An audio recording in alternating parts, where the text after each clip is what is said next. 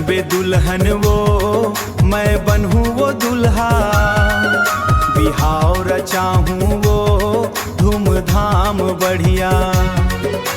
कर ले बे 16 सिंगार, कर ले बे 16 सिंगार, कर ले के आऊँ मैं बारात। ए गोरी रे लेके आऊँ मैं बारात, ए गोरी रे लेके आऊँ मैं बारात।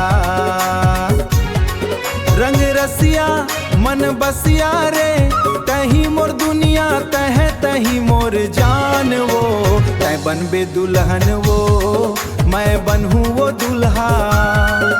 बिहाव रचाहूँ वो, धूमधाम बढ़िया। कर ले बे 16 सिंगार, लेके आऊँ मैं बारात। ए गोरी रे लेके आऊँ मैं बारात।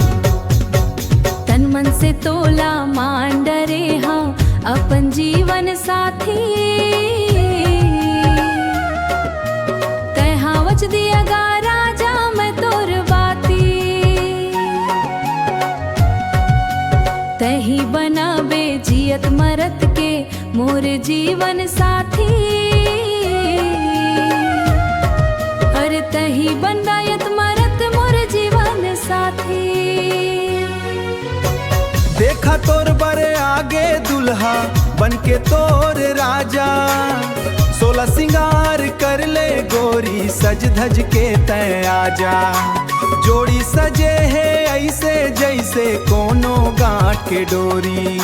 लगे सुघर तोर मोर जोड़ी, नाचबो गाबो संगवारी, झुमही पूरा बराती। बनबे दुल्हन वो, मैं बनूं वो दुल्हा। बिहाव रचाहूँ वो, धूमधाम बढ़िया। कर ले बे 16 सिंगार, कर ले बे 16 सिंगार, कर ले के आऊँ मैं बारात। ए गोरी रे लेके आऊँ मैं बारात।